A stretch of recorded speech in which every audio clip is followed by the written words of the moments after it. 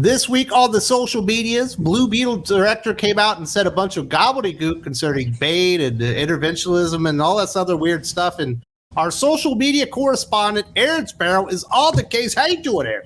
I'm doing fantastic, Wes. Good to be back. Well, it's good to have you back. I know that you've got a success going on that we're right now on Kickstarter that we're going to talk about later, correct? Yeah, absolutely. Very nice. Let's get right into this. In a recent interview with the playlist, Blue Beetle director Angel Manuel Soto shared his thoughts on Bane while promoting the upcoming Blue Beetle film and detailing that DC pitched him on Blue Beetle after he came to them with a Bane movie. Soto shared, "As far as Bane goes, the comics that are about Bane's story, it felt like he's very misunderstood, much like Carapax in the movie. He is a product of his environment, and that the history has been buried, the history of Caribbean, the Antilles, it's a history that's been brushed off into the history books. It's the interventionism of United States of America and South America and overthrowing governments, and that's what Bane's all about." And I always thought Bane was just a villain that was created to be so powerful that he could conceivably actually beat Batman. I thought that's what he was about. Yeah, that's why. And I'm actually quoted in the Bounding into Comics article because I retweeted that article and I said, if it's all the same to Soto, I will go ahead and take my lead on what Bane represents from the creators, Chuck Dixon and Graham Nolan. And Graham Nolan actually responded. Yeah, I saw that. We're going to get to that here in a moment, but I thought it was a really weird take on the character because, yes, I believe Bane's father had tried to overthrow the government of Santa Prisca, and that's why he was thrown in jail, I believe, with his mom. He died, and Bane was born in prison and basically does become a product of his environment in prison, not so much of Santa Prisca or whatever. But it's never actually mentioned that the United States did anything at Santa Prisca. It sounded like it was just a regular old friendly coup. That happens all the time, regardless of whether or not the United States CIA is involved. I think this is just another example of, a California Hollywood lib taking their hatred of the United States and projecting it onto a character in which it doesn't exist. Yeah, and Bane is such a weird character to do that to. It's not like he's an agent of the government or he was, destined to become king and then the Americans stop him or whatever. He's pretty much born into a situation and he's just kind of evil. But he gets book smart because he reads up on books and decides that he needs to defeat Batman just to prove it that he can. Bane is a tragic character in the sense that he is a child that unjustly suffers the sins of the father being visited upon himself. He's an innocent baby that's born and put into prison to serve out the rest of his father's sentence. That's the tragedy of Bane, that he never had a chance. He was made a criminal from the very beginning. And that's why there's, the line in Dark Knight Rises that I think is a really good encapsulation of even the comic character of Bane, even though those two versions are very different, where he tells Batman, you merely adopted the darkness. I was born into it. Although more accurately, you merely adopted the darkness. I was born into it. That's more the way that we get it in the film. But it's a great understanding of kind of like the root of the character, even from the comics that gets translated to film. And then here you've got a guy like Soto who's coming in and he's just projecting his own politics and his own feelings of victimization and wanting to, shout from the rooftops that, my people have suffered. My people are so oppressed, even though he lives in, the most wealthy nation, in the world, where you have the most opportunity to go out and create your own wealth, all of that. The very fact that he can say this and not be thrown in prison makes him very different from, the majority of governments throughout the globe. Blue Beetle director Angel Manuel Soto continue. So for me, it was very important to be seen. And with the character of Bane, the formation of this villain, I think in his own right, he's a hero in his story. So whether whatever happens at the end might have gotten distorted because of what was done to him, I think what he represents is a lot of unknown or forgotten or brushed under the rug history of interventionism in Latin America and the Caribbean.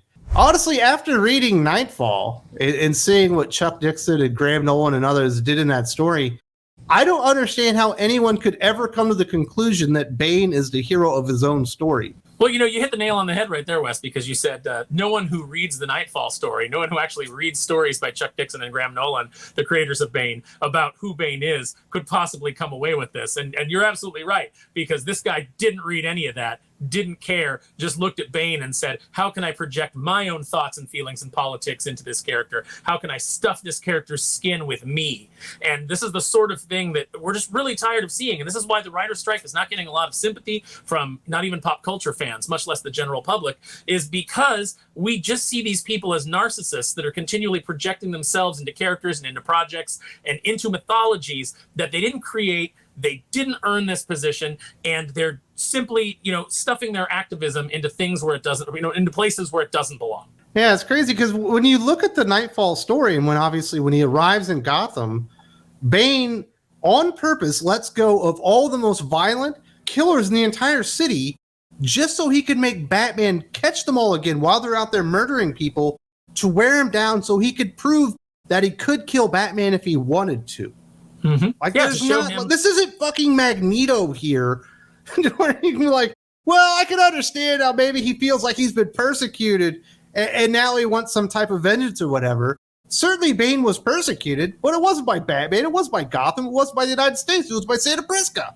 Yeah, Batman just became a symbol of what he wanted to tear down. He wanted to tear down justice because he felt that he had been dealt a grave injustice, was what I kind of took away from it. Batman was an icon, and he despised the fact that was an icon of justice and of crime fighting, and so he wanted to prove something to himself and to Batman. He wanted to show that he could wear him down intellectually and he could beat him physically, that Batman was just a man at the end of the day. And that's why he was such a unique and compelling villain at that time, is because he was brute strength, but he was also smarts. That's why Bane is so compelling, and that's why he's endured all of these decades after his creation and continues to be a character that people ruin today, like Tom King. He's just that cool that you want to take that toy and you want to play with it. Unfortunately, like I said, you've got a lot of people who want to take these toys and stuff them with things that don't belong. I know that's how unusual for Hollywood to want to stuff things into places they don't belong, but that's what we're seeing. As you mentioned, you did point this out to Graham Nolan himself, Bane co-creator, and he did initially respond on social media, and he said, well, that's a lot of horse shit, but later expanded, too much personal projection. He's correct in that Bane is a product of his environment, but the socio-political extrapolations he's making were never considered during Bane's creation, basically saying, that's all horse shit. Yes, there are some layers of that to the character itself, but it has nothing to do with American interventionism in South America. It has nothing to do with the Antilles or the Caribbean or whatever. They needed to build up a villain that you could conceivably see actually beating Batman, and that's the way they did it. Where could we actually have a kid grow up inside of a prison from the day he was born? Probably in South America. Mm-hmm. Yeah, and there wasn't, that prison wasn't put in place by American interventionism. That was something that country came up with on their own. That country is corrupt, as so many South American nations are, as so many nations throughout the world are. That's not a critique of South America. That's not a critique. It's just a critique of humanity in general. Our own government in the United States, hopelessly corrupt. Power corrupts. That's a fine lesson, but don't attach it to a character where it doesn't belong. Absolutely. He's evil incarnate. And they have done some stuff to make Bane maybe a little bit more heroic, but that was well after the creation of the character.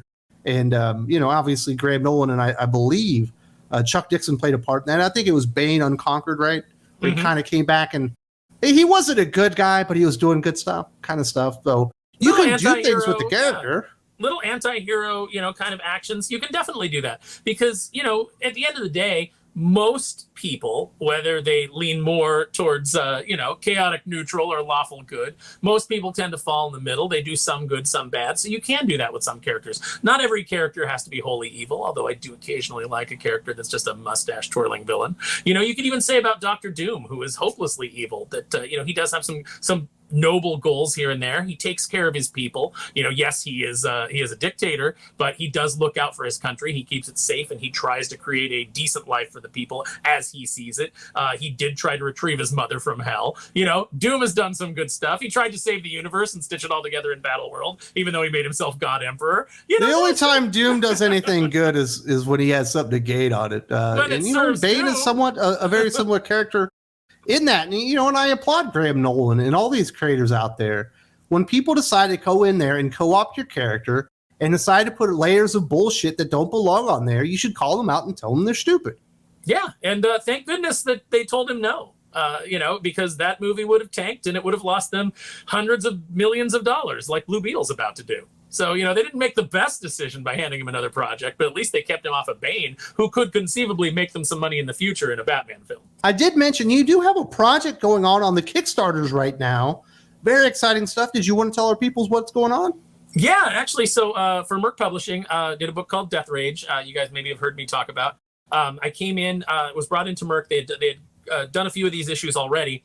And then they were really kind of like going to get out into comic shops and so the book's been out in comic shops, but a lot of shops didn't order it. So right now the 6th premium edition of the book is available on Kickstarter, but also the trade paperback that collects issues 1 through 6. So if you want to read the story of DEATHRAGE, if you want to, a book that doesn't have any socio-political elements in it, it's just a book about kick-ass characters, kicking ass. There's gore, there's hot women, there's cool dudes, there's, some comedy, there's some drama, there's some pathos, what comics is meant to be. If you want to check that out, it is on Kickstarter right now. Just look up, the DEATHRAGE Kickstarter, and please back the trade paperback, because I'd love for you all to read it and give me some feedback. And which issues did you write specifically? So I came in and I rescripted 1 through 4, and then took over completely for 5 and 6. So you get the Aaron Sparrow experience. Yeah. So I worked really closely with Murphy, who wrote the first 4 Kickstarter issues, and then we went in, we kind of refined it, we related it more to what was going on in the rest of the universe, and I created some connective tissue for it, for books like Miss Meow and Drew's Born of Blood, which you guys have talked about on the channel. So really kind of came in and tried to make it a cohesive universe. But I think that the book really stands alone on its own. It's fun, it's insane, it's probably one of the craziest things I've ever written, and it's got some of my favorite dialogue that I've ever written in my career. So please, if you have the means, check it out. We did talk a little bit about Graham Nolan, the co-creator of the character of Bane.